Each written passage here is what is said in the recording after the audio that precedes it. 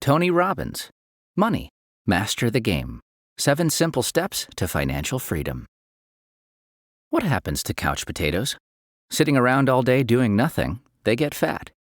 Curiously, the opposite is true with money. Leave it sitting around and you'll find that the total just gets smaller and smaller. To make that pile of dough grow, you need to exercise it or make it work. If you invest your money in the right places, then financial security will follow. And if you're smart about it, you may never need to work ever again. 1. Compounding can ensure that your money keeps growing year after year. How hard is your money working for you? If you're like most people, your money probably hasn't been exercising at all. It's been sitting lazily in your bank account, growing only minutely, if at all. This needs to change. We need to make our money work hard, especially as we won't be able to rely on traditional saving methods in the future. You may imagine that growing your money is difficult. Maybe you're happy with your income, even if it's not enough to cover your retirement, because you assume you can rely on a pension or a retirement fund to help you out. Unfortunately, this isn't true. Many of the world's retirement systems are failing. In the United States, a 401k retirement plan was originally invented to supplement income in old age, but for many, it's the only thing they have to rely on. Other pension plans were hit hard by the 2008 financial crisis, and those who paid into them lost a great deal. You can avoid this if you let your money work for you by compounding. Compounding means letting your money develop year after year by allowing interest to build up. Say you invest $100 and this generates a 10% profit. If you leave the investment untouched, you'll generate another 10% on $110 the year after, then on $121 the following year, and so on. When Benjamin Franklin died in 1790, he left $1,000 to the cities of Boston and Philadelphia. He stipulated that it had to be invested and not touched for 100 years. After that time passed, $500,000 was drawn from the account, and the rest was left untouched for another 100 years. By that time, the original sum had transformed into $6.5 million. 2. Always put some money into your investment fund each month, even if it's not a lot. So, if you want to become financially secure, where do you start? The first rule of financial security is simple. Add money to your savings. If you don't, your situation simply can't improve. Saving is never easy, but try not to think of it as a boring, sometimes painful pursuit. Imagine that you're adding to your freedom fund, the base on which your financial freedom will be built. Your freedom fund is like your own personal ATM, a place from which you can always withdraw funds. You won't have a lot of cash in the beginning, but you can build the amount gradually. Think of it like climbing a mountain. At first, it's hard and you won't seem to be getting anywhere. When you reach the top, however, you'll suddenly realize why you worked so hard. Adding to your freedom fund is so vital that you need to keep doing it, even when you think you don't have enough cash to go around. You always can put a bit aside for your freedom fund. Do you really need to go out for dinner again this week? Can you order a pizza or cook for yourself instead? Make any small adjustments you can to be able to save more. And luckily, the magic of compounding ensures that the more you add, the greater the returns you'll get. Ultimately, you should aim to save 10% of your income, though that'll be difficult at first. Even if you can manage just 5% or less, however, you'll still benefit from the generated interest. 3. Don't fall for investment myths, but do your homework and research the best places for your cash. Any talk of investing automatically sets off alarm bells. You may think, what happens if I invest in the wrong thing? Or should I get a professional to manage my investments for me? Financial professionals really don't know what's best for you or your money. Many people let stockbrokers manage their investment funds. But here's an important thing to remember. Your advisor gets paid whether you profit or not. Their job is to sell you things, whether good or bad. Other people invest in mutual funds or combined pools of investment opportunities managed by a professional. Mutual funds often come with large fees attached, however. When you consider these fees and the average returns they earn, it's clear such funds aren't the wisest financial decisions. There is one expert you can trust, a fiduciary. Fiduciaries are professionals who are required by law to have no other interests except your own, unlike stockbrokers. This means you can actually trust their advice. You can learn to invest on your own, however, as long as you remember a couple of helpful rules. The first rule is that you have to believe in yourself. If you have a fatalistic attitude when you try something, you're bound to fail. Next, do your research. Don't fall into the trap of believing myths or blindly following what others do. Find out what you need for yourself. You can also try learning about what other successful people have done with their investments and see if you can do the same. Finally, be cautious. Don't expect that you're going to beat the market, as very few do. Try your best, but know that there is no simple or magic path to success. 4. Do you have a financial goal? Do you want to just cover basic costs or live the life of the rich? How much money do you think you'll need to feel completely free from financial stress? Do you need a couple $100, perhaps a few thousand, or even $1 million? The first thing you need to remember is to be realistic. Don't try for goals you can't actually achieve. Ultimately, your goals depend on you and what you want. Here are 5 different goals to get you thinking about just how far you want to go. Goal 1. Generate enough money from investments to cover your basic monthly bills for things like rent, mortgage, food, energy, and transport. Goal 2. Generate enough to cover basic needs plus extra for fun things like new clothes or entertainment. Goal 3.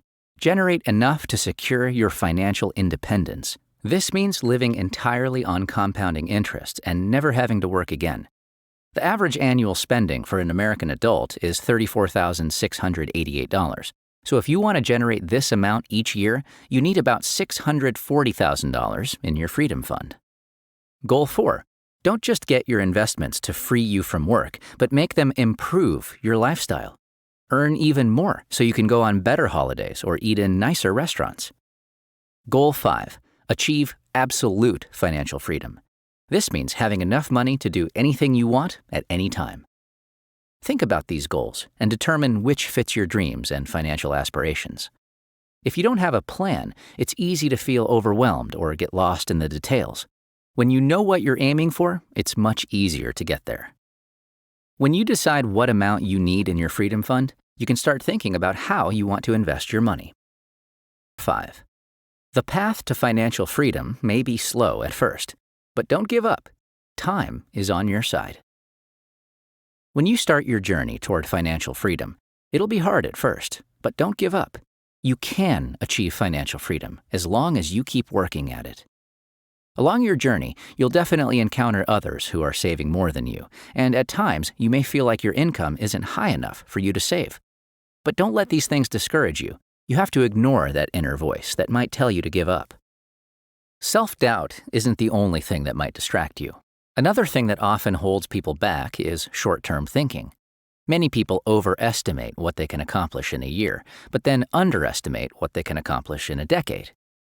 If you don't meet your goals for the first year, keep working. You can still catch up over time. As you keep working toward your financial freedom, keep a few tips in mind. First, speed things up by changing your life and lifestyle. Don't wait until retirement to downsize. Do it now so you can save money on mortgage payments, heating, and taxes. Also, only invest when you know you'll get good returns to ensure your compounding continues at a decent rate. A good rule to use here is to only invest when you expect returns of over 5 times the amount. Even if you fail to get those returns 3 out of 5 times, you'll still have earned enough. Finally, always keep trying to lessen your tax burden.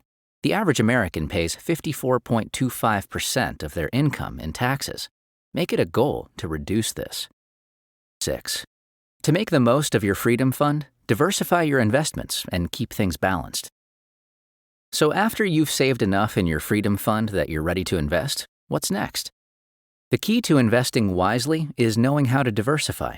You should invest in different financial products that have varying degrees of risk. There are 3 areas or buckets where you need to concentrate your investments. The first bucket is your security bucket. This is where you put investments that are the most secure, even if they aren't necessarily the most profitable. Bonds, for example, should go in this bucket. Bonds don't offer massive returns, but are also unlikely to lose value. Next, there is your growth bucket, which is for investments that are riskier. This is where you can earn big returns, but you can lose more too. You might invest in equities, meaning stocks and shares. Many stocks beat the market average in the long run, but they may be volatile and lose value in the short term. The last bucket is your dream bucket. This is where you put some of the profits you earn from your other buckets. Your dream bucket helps you improve your lifestyle. Remember, the entire point of achieving financial security is to spend your money in ways you enjoy. If you don't have a dream bucket, saving and investing is useless. So how much should you put in each bucket? Well, it depends on your attitude, how risk-averse you are, the strength of your freedom fund, and what you're trying to get out of life. Strive to keep everything balanced. As you earn and lose money, you'll need to keep constantly moving it around to ensure that each bucket has the optimum amount. 7. Take advice from smart investors to guide your path, but be sure to insure yourself against bad times too. If you want to succeed in anything, it's a good idea to learn from people who have succeeded before you. Finance is no different. When you analyze and copy what other successful investors have done, you'll have a much better chance of reaching your goals. Ray Dalio is a good role model. He founded Bridgewater Associates, the largest hedge fund in the world. Dalio's investment plan is known as the all-season allocation. It's designed to help you make money no matter what financial conditions you're facing. The economy goes through different periods, just like the seasons of the year. All-season allocation strategies guide you on how to make money despite the market's changing conditions. Consider this investment mix used by Ray Dalio. Put 7.5% of your assets in gold and 7.5% in commodities. Gold and commodities are often good investments, even during periods of high inflation. Then, put 30% in stocks, especially during seasons of high growth in which you can earn more. Finally, put 55% into U.S. bonds, which are very low risk. Also, no matter what method you're following, get yourself insured for the bad times. Convert some of your savings into annuities or financial contracts where an insurance company guarantees future payments in exchange for immediate payments. This will help ensure that you get a guaranteed lifetime income. When you are comfortable with all-season allocation and you establish your income insurance through annuities, you'll be able to reach financial freedom. The key message in this book is that anyone can reach financial freedom if they're dedicated, willing to save, and ready to follow the necessary steps. So keep at it, even if your progress is slow at first. Diversify your investments, seek advice you can trust, prepare for different financial seasons, and get yourself insured. If you work hard, you can become the master of your money and live the life you really want. Don't forget your ultimate goal, spending your money the way you want. Money itself can't bring you happiness. It's what you do with it that matters. Having lots of money in your bank account won't make you happy, but spending it the right way will. So remember that you're working to be able to spend it on experiences you enjoy or that give your life meaning. Don't forget that saving itself isn't the point.